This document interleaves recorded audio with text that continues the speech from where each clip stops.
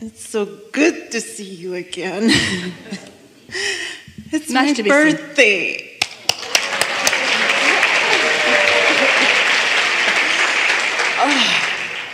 I came all the way from Montreal. That was my birthday gift, to be with you.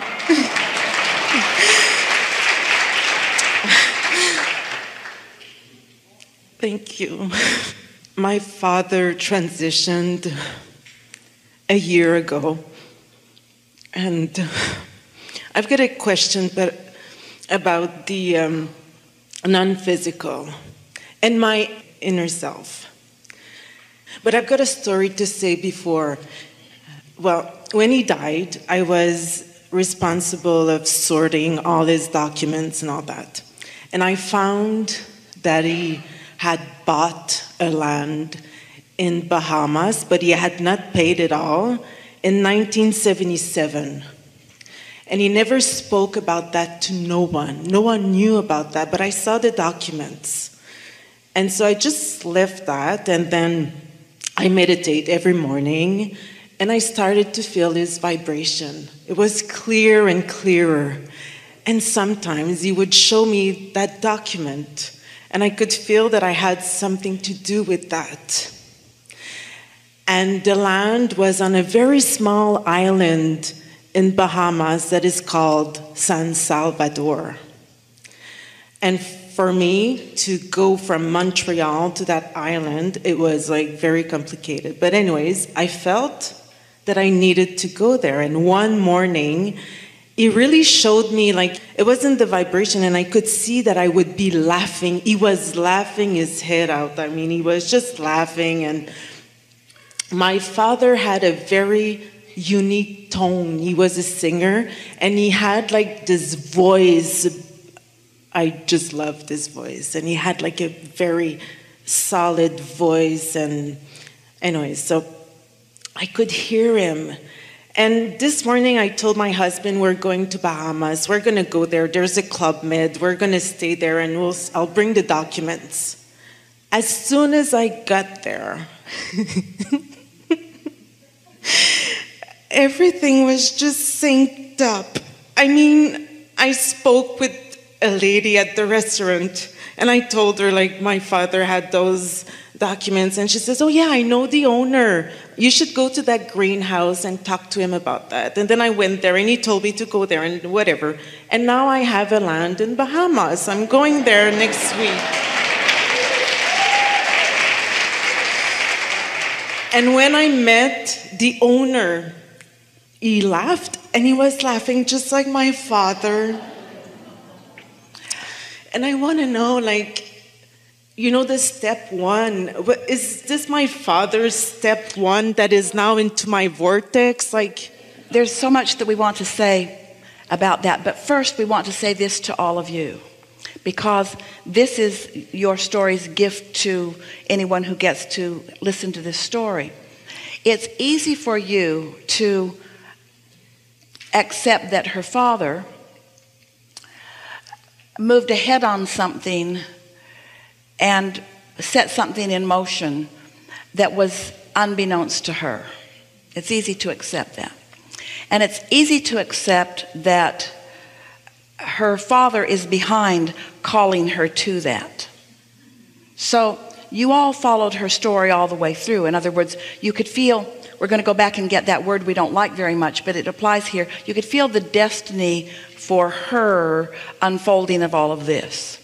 And we want you to understand that you are, through the life that you are living, through the step one that you are living, you are creating those powerful future manifestations, even though you claim you don't even know about it. In the way that none of you knew that that land had been purchased, you all have a vortexual reality that you're not staking claim to, because you put it there so incrementally you don't even know what it's grown to.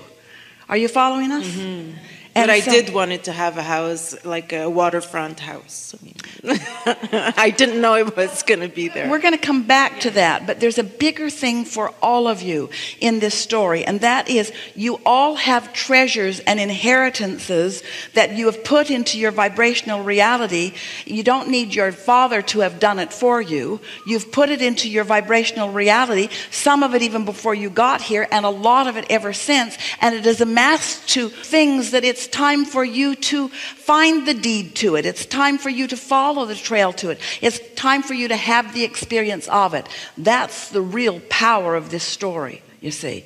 And in the more literal sense, and what you're reaching for, your father purchased that thinking about you. He put that into your future, not talking about it because he had this wisdom of knowing not to talk about things that could not be manifested yet. And he did not want it to be something that brought forth competition or brought forth struggle or brought forth angst. And there was one small little particle of that in your conversation with us when you said it was quite complicated for me to get from Montreal to there. He didn't want anybody shooting themselves in the foot over this until it was time to be received in the way that he always dreamed for it to be. And yes, he was calling you every step of the way. And that's who your inner being really is. Everyone that you've known and loved, and there have been so many who have known you and who have loved you who are non-physical. You have ancestors who love you now that you never met. There are teachers and creators that are now non-physically focused that have all converged with your inner being and are rooting for you. They're your backup system and they're calling you forward, you see. Don't take away from this story that you need to dig through drawers and find papers. Because that is not the power of this story. You've got vibrational papers. Every one of you have treasures that are waiting for you to be called in exactly the way that she was called into this manifestation. Yes.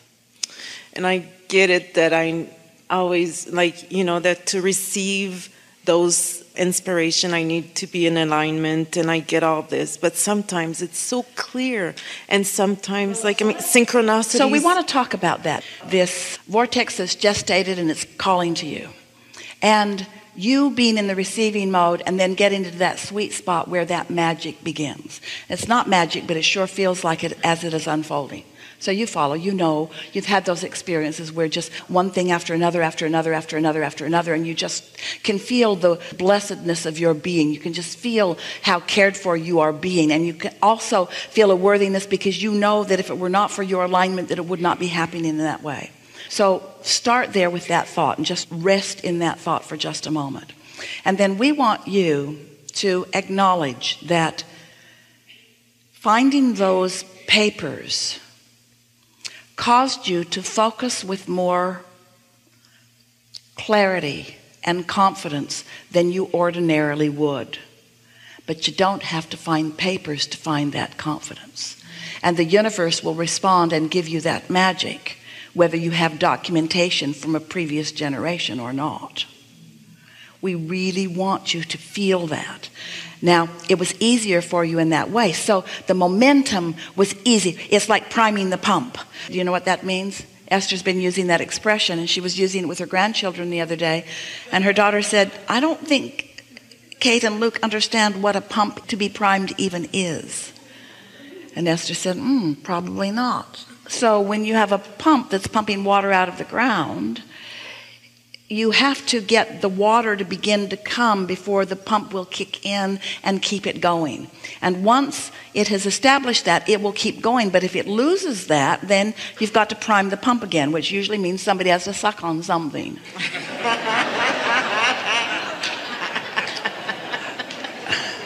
So it's like siphoning gasoline from your neighbor's car.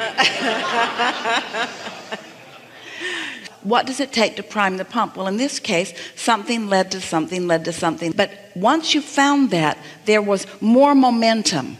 And once you believed in that momentum, then in the absence of resistance, you were just led and led and led and led and led.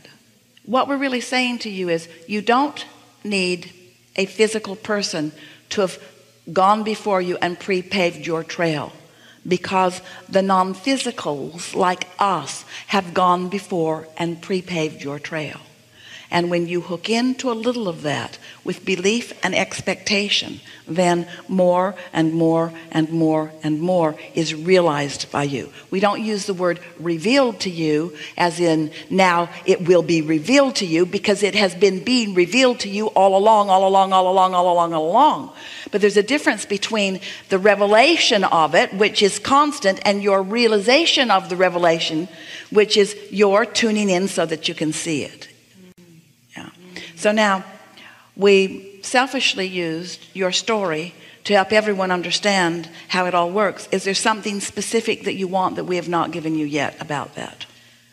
Yes, I was wondering about non-physical, because in 2009, my grandfather passed. That's the first time that I had he's the one that made me open up to the energy and to the vibrations, and I had to the bigger picture. Yeah, and I had frequent connections with him. And then because you are in a frequency where you can realize him.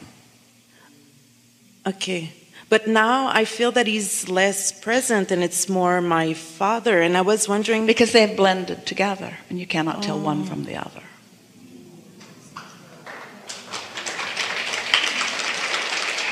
And what difference does it make? No, it makes no difference. When Jerry made his transition, Esther's longtime friend and lover and husband and everything, when he made his transition, Esther did not want him to become part of the Abraham soup. Keep him out separate. Keep him out separate so that I can continue to enjoy him as I enjoyed him. But he merged. He's blended. He's still uniquely who he is, but he's so much more powerful and so much more joyful as part of the powerful whole, you see. It's always that way. You'll do it too. And sometimes I do connect with celebrities' energy, like Maya Angelou when she passed. It's not someone that I knew really, and I did connect with her energy, and I was giving a speech, and I felt that I was I don't know, I could feel her energy within myself, if she was helping me out with the speech I was giving. And the same thing happened with René Angélil, which is Céline Dion's husband that died. And I really didn't I wasn't into his stuff, I wasn't following him, and I wasn't, but it happened too. And I was wondering, what I had as a message was if we were all working for humanity and connecting humanity together, and I just wanted to validate that. Yes, but not because humanity needs it. No. But because humanity wants it. Because in harmony there is not just more power. In harmony there is love and alignment. Alignment is what we are all reaching for all the time.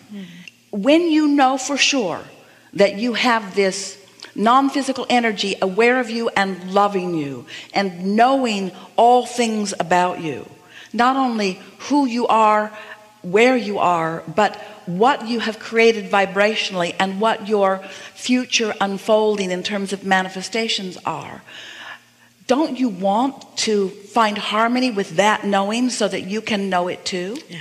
Not as an outside mentor who is bossing you around like your parents wanted to, but as an inside mentor who is just calling you to the fullness of who you are. That's what it's like.